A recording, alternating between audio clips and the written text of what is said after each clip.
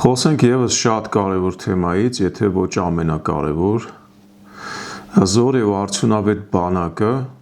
որպես երկրի անվտանգության եւ ներդրումների երաշխավորող։ Այսօր անիմաստ է խոսել կորցրած տարածքները վերադարձնելու մասին, եթե մենք չունենք հզոր բանակ։ Նախ պետք է ստեղծենք գերհզոր բանակ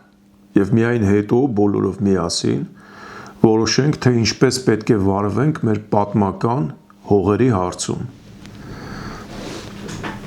Ինձ թվում է բոլորդ էլ երևի այս մտքերի հետ համաձայն եք։ Նախ եւ առաջ պետք է շատ փող աշխատել հզոր բանակ կառուցելու համար։ Դրա համար անհրաժեշտ են օտարերկրյա ներդրումներ,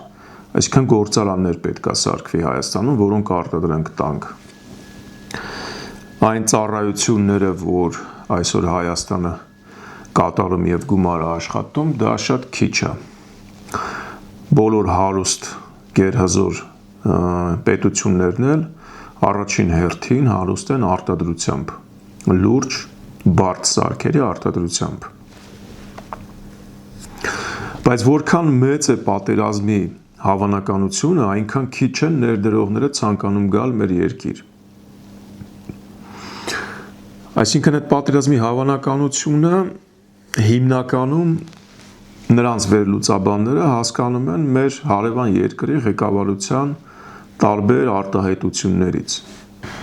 Այդ պատճառով սկզբնական շրջանում պետք է բանակը ուժեղացնել այն աստիճանի, որպեսզի առավելության հասնենք Ադրբեջանի բանակի նկատմամբ, ակնհայտ առավելության։ Հենց որ մենք հատուկ զորավարժությունների ժամանակ ցույց տանք մեր ունակությունները, Ադրբեջանի հռետորաբանությունը անմիջապես կփոխվի։ Այսինքն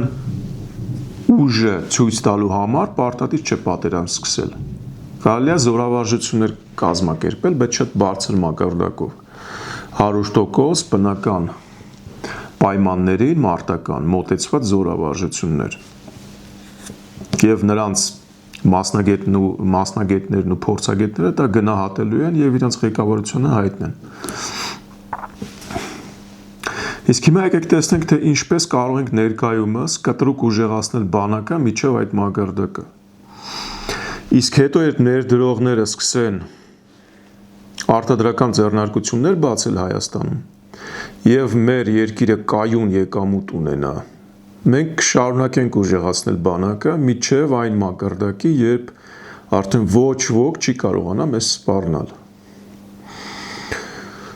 Նախ պարտավոր ենք միջազգային խոշոր ընկերություններին համոզել, որ Հայաստանը անվտանգ երկիր է, որտեղ չի կարող լինել օտար բանակի ներխուժում կամ օկուպացիա։ Միայն այդ դեպքում համաշխարհային կորպորացիաները կսկսեն գործարաններ կառուցել Հայաստանի տարածքում։ Այսօր հնարավոր չէ միայն փողի միջոցով բազմապատկել բանակի ուժը։ Մենք չունենք այսօրվա դրությամբ այնպիսի ֆինանսական ռեսուրսներ, ինչպիսիք ունեն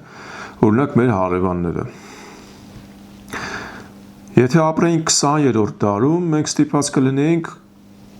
հաշտվել այս իրավիճակի հետ։ Սակայն աշխարհը հիմա մտնում է տեխնոլոգիական հեղափոխության դարաշրջան,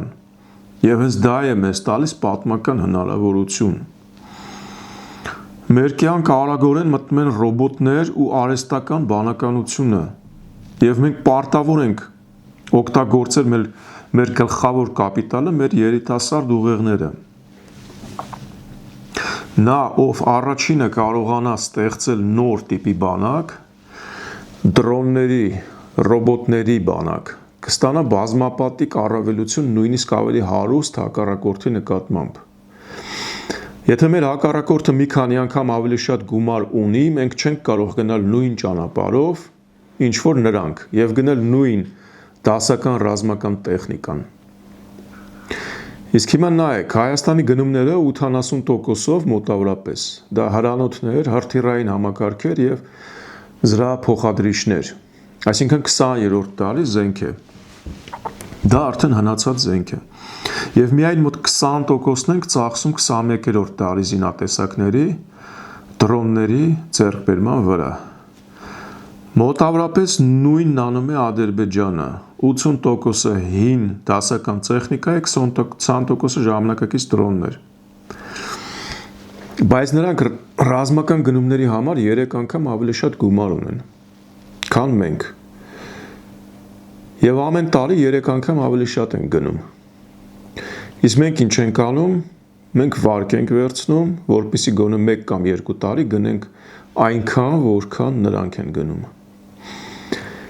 Իսկ թե սա ուր մեզ կբերի, ինքներդ եք հասկանում։ Այսինքն փողով մրցել մենք չենք կարող։ Ցավոք հենց դա է այսօր տեղի ունենում։ Մենք գնում ենք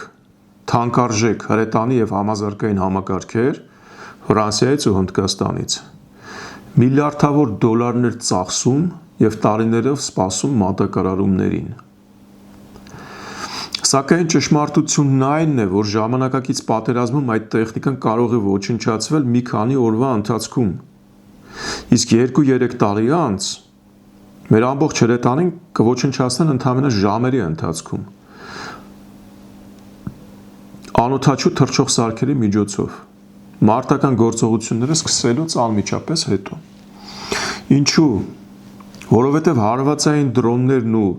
թիրախների ճանաչման համակարգերը ժամանակակից զարգանում են խելագար արագությամբ։ Այնպես ինչպես ChatGPT-ն անսպասելի մտավ մեր կյանք, նույն կերպ արհեստական բանականությունը շուտով կմտնի ռազմական տեխնոլոգիաների աշխարհ։ Նա արդեն մտնում է, բայց ամեն ինչ դեռ առջևում է, հիմնական մասը։ Շատ շուտով դրոնները կդադարեն կախված լինել օպերատորներից եւ ինքնուրույն կկարողանան գտնել, հետապնդել եւ ոչնչացնել թիրախները շատ վտանգավոր գիշատիչների պես։ Որպեսզի հասկանանք, թե ինչ են իրենից ներկայացնում ժամանակակից օդային հարվածային անօդաչուները, անօդաչուների մի տեսակը։ Նկարագրեմ, մոտավորապես որ պատկերացրեք։ Պատկերացրեք անձրևից առաջ ծիծեռնակները, որոնք որ մեծ արագությամբ շատ ցածր մեր գլխների վրայով թռչում են, պատկերացրեք յուրաքանչյուր ծիծեռնակի կտուցում մի պայթուցիկ նռնակ կա, պատկերացրեք նաև, որ այդ ծիծեռնակների քանակն այնքան շատ է, որ երկինքը մթնում է դրանցից։ Եվ այդ ծիծեռնակները հերթով շատ մեծ արագությամբ հարվածում են թիրախներին գետնի վրա եւ պայթում են։ Նման պայմաններում ոչ մի տանկ եւ ոչ մի ռազմական ինքնաթիռ չի դիմանա նույնիսկ մի քանի րոպե։ Իսկ մարդուն այդպիսի պայմաններում մարտի դաշտում ընդհանրապես անելու բան չկա։ Եվ այս դրոնների անձրևները շատ մոտակա ապագայում սպասվում են։ Դրանցից փախչելու տեղ չկա, դա գիտությունը զարգանում է եւ բերում է դրան։ Պետք է մտածել ոնց առաջին է տեխնոլոգիան օգտագործել եւ ավելի մեծ քանակով։ Ժամանակները շատ արագ են փոխվում եւ մենք իրավունք չունենք հետ մնալու այս տեխնիկական զարգացումներից։ Մենք պետք է շտապ կերպով դադարեցնենք տանկերի ինքնաթիռների ձեռքբերումը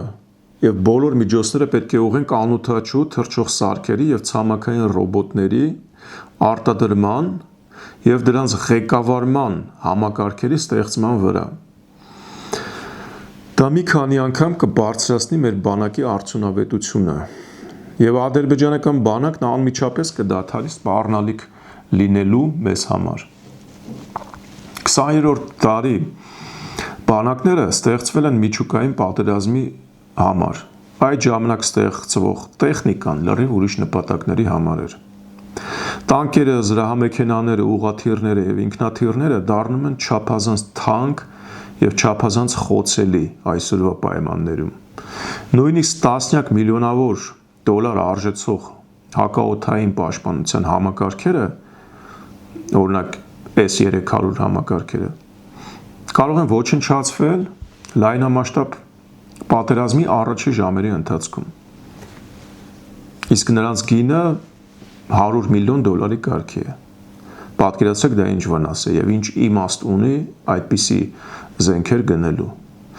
Այսինքն, եթե կարճ ձևակերպենք, թանկարժեք եւ մեծ ռազմական տեխնիկան պետք է փոխարինվի փոքր, խելացի ու էժան տեխնիկայով։ Ինչպիսիք են անօդաչու սարքերը, այսինքն դրոնները։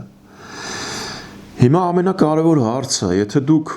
հասկանաք, թե ինչի մասին եմ խոսում, ապա դա նշանակում է, որ մենք մեծ շանսեր ունենք դառնալու տարածաշրջանում ամենահզորը։ Ձեզանից շատերը երևի մտածում են, եթե դու ճշմարտություն ես ասում, ապա ինչու բոլոր ժամանակակից պետությունները շարունակում են օգտագործել տանկեր, հրանոթներ եւ ինքնաթիռներ։ Դրանցից հրաժարվելու եւ ամբողջությամբ դրոններին անցնելու փոխարեն։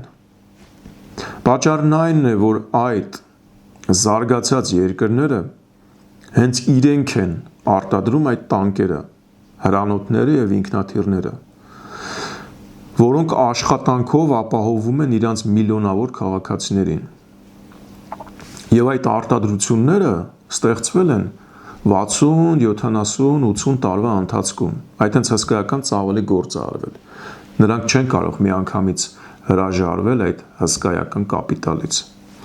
Բացի այդ զինատեսակների վաճառքը նրանց բերում է հարյուրավոր միլիարդավոր դոլարների շահույթ։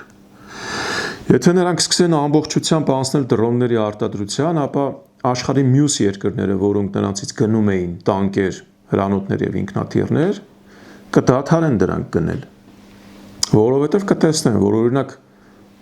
Ամերիկան ամբողջությամբ անցել է դրոնների։ Եվ հետևաբար նրանք կմտածեն, եթե արտադրողը ինքը գտնում է, որ այդ հին զինատեսակները էֆեկտիվ չեն, հետևաբար մենք ինչի պետք է դա առնենք։ Բնական process է դրա համար էլ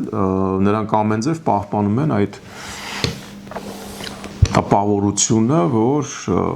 դեռևս 20-30 տարի մեզ այս դասական ծանր թանկարժեք տեխնիկաները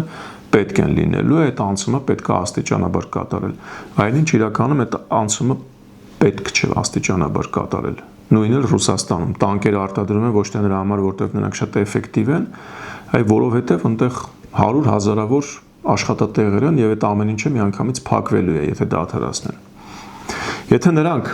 այդպես վարվեն, միլիոնավոր մարդիկ իրենց երկրներում կմնան առանց աշխատանքի։ Իսկ աշխարհի մյուս ավելի աղքատ երկրները կդադարեն նրանցից գնել հնացած զենքերը։ Իսկ եթե հիշենք, որ այդ երկրների նախագահների զարգացած զենք արտադրող երկրների մասնախոսքը, նրանց երկրի ղեկավարների նախընտրական արշավները ֆինանսավորում են հենց այդ նույն հսկայական զենք արտադրող գործարանների տերերը, ապա վերջնականապես ամեն ինչ պարզ կդառնա, թե ինչու են նրանք շարունակում արտադրել հին եւ չափազանց թանկ սպառազինություն եւ համոզում են մեր նման երկրներին գնել այդ խայտառակ անարդյունավետ զինատեսակները, որոնք տանում են միանշանակ դեպի պարտության, որովհետեւ թանկ արժեն։ Եվ այստեղ մենք ունենք հսկայական առավելություն խոշոր երկրների նկատմամբ։ Խոշոր պետությունները տասնյակ տարիներ կառուցել են հսկայական ռազմական արդյունաբերություն, տանկեր, ինքնաթիռներ եւ այլն, տեխնիկայի գործարաններ։ Նրանք չեն կարող արագ հրաժարվել այդ համակարգից, որովհետեւ կկորցնեն միլիոնավոր աշխատատեղեր։ Մենք խնդիր չունենք։ Մենք չենք կորցնի տանկերի գործարաններ, որովհետեւ նման գործարաններ պարզապես չունենք։ Իսկ դա նշանակում է, որ մենք կարող ենք շատ ավելի արագ մտնել նոր դարաշրջան, քան մյուսները։ Եթե Հայաստանը լիովին անցնի դրոնային բանակի սկզբունքին եւ իրականացնի բոլոր անհրաժեշտ քայլերը, ապա 2-3 տարվա ընթացքում մենք կկարողանանք հավասարվել մեր արևելյան հարևանին։ Իսկ եւս 5-7 տարի անց ստեղծել այնպիսի ուժ, որը կկարողանա հավասարակշռել նույնիսկ արևմտյան հարևանին։ Եվ սա ֆանտաստիկա չէ, սա տեխնոլոգիական հեղափոխության բնական հետևանք է, որն արդեն փոխում է ամբողջ աշխարհը։ Այսինքն այստեղ արագ հարմարվելու հարցն է ամենակարևորը։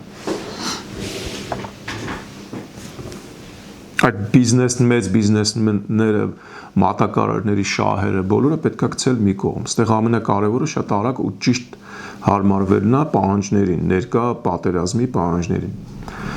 Ինչ պետք է անել։ Առաջինը շտապ կրճատել դասական սպառազինության գնումները։ Երկրորդ, Այդ միջոցներն ուղղել օդային եւ ցամաքային դրոնների, ինչպես նաեւ նրանց կառավարման համակարգերի արտադրությանը։ Երրորդ, ստեղծել սեփական հակադրոնային հոբ համակարգեր, հակաօդային պաշտպանության համակարգեր։ Պաշտպանության նախարարության ղեկավար պաշտոններում ներգրավել լավագույն ռազմական գիտելիքներ ունեցող ինժեներներին, ծրագրավորողներին եւ արհեստական բանականության մասնագետներին։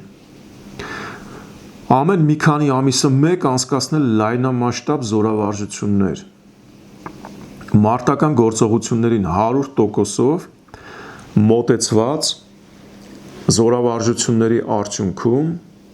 մարտական անօդաչու սարքերը պետք է մարտի դաշտում իրականում ոչնչացնեն միմյանց։ Այդ զորախաղի շրջանակներում պետք է լինի ռեալ փոքր պատերազմ։ Եթե մենք անցկացնենք այդպիսի ռազմական վարժանքներ, որոնք 100%-ով մոտ կլինեն իրական մարտական գործողությունների, ապա մեր բանակի արդյունավետությունը կբարձրանա 2-3 անգամ։ Առաջ հնարավոր չէր այդպիսի զորավարժություններ անցկացնել, որովհետև մարդիկ էին, ոնց կարող էին իրար վրա կրակել։ Այսօր արդեն դա հնարավոր է, որովհետև առաջարկվում է մարդկանց հանել մարտի դաշտից եւ նրանց փոխարինել ցամաքային եւ օդային դրոններով, այդքան բան։ Ցավոք հիմա մենք շատ քիչ ռազմական վարժանքներ ենք անցկացնում, իսկ կազմակերպվածությունն էլ շատ վատ մակարդակի վրա է, կարելի է ասել, դա արվում է ձևի համար ուղղակի։ Շատ լուրջ հարց է դրոնների կառավարման համակարգը։ Ինչ է դա։ Յուրաքանչյուր դրոն պետք է իրական ժամանակում, պատերազմի ժամանակ, հասկանա, թե ուր պետք է շարժվի եւ որ թիրախը ոչնչացնի։ Ամեն վայրկյան ցանկացած դրոն պետք է դա իմանա։ Բարձր տեխնոլոգիական զենքը մեզ հնարավորություն կտա փոխհատուցել ռեսուրսների եւ ֆինանսների պակասը։ Մենք չենք կարող հաղթել քանակով, բայց կարող ենք հաղթել տեխնոլոգիաներով, ինտելեկտով եւ ամենակարևորը արագ հարմարվելու ունակությամբ։ Ռուսաստան-Ուկրաինա պատերազմն արդեն ցույց տվեց, որ ապագան պատկանում է անօդաչուներին։ Դրոնների քանակը մարտի դաշտում տարեստարի բազմապատկվում է այնտեղ, տասնապատկվում է։ Սա արդեն տեսություն չէ, սա պատերազմի նոր իրականություն է։ Եվ այն երկիրը, որը առաջինը կհասկանա դա եւ կվերակառուցվի, կստանա պատմական առավելություն։ Հիմա եթե շատ ամփոփեք մի երկու բառով սրա մասին ասենք, իրավիճակը նենց է, որ մենք այսօր վստահում ենք 20%-ով դրոններին, 80%-ով վստահում ենք դեր հին փորձված դասական տեխնիկային, հրետանի եւ այլն։ Նույնն էլ Ադրբեջանում է կատարվում 80%, 20%։ Եթե մենք այդ 20%-ը վստահության դարձնենք մինչև 90%, այսինքն հին զենքերը թողենք ընդհանրապես 10%-ի չափով, իսկ 90%-ով անցնենք մեր գումարները տրամադրենք այդ նոր դրոններին։ Մենք ավտոմատ կերպով շատ կարճ 1-ից 2 տարվա ընթացքում շատ ավելի մեծ առավելության կհասնենք, շատ ավելի էֆեկտիվ բանակ կունենանք, քան Ադրբեջանի բանակն է, դա բնական է։ Դա է այստեղ գլխավոր առաջարկը։ Եվ ես դա ասում եմ որպես կողքից մարդ չէ, որպես մարդ, որ ամբողջ կյանքում զբաղվել է ռոբոտաշինությամբ, ուսումնասիրություններով եւ երկար տարիներ ուսումնասիրել եմ ռազմական մարտական գործողությունների վարման մարտավարությունը եւ այլն։ Այսքանը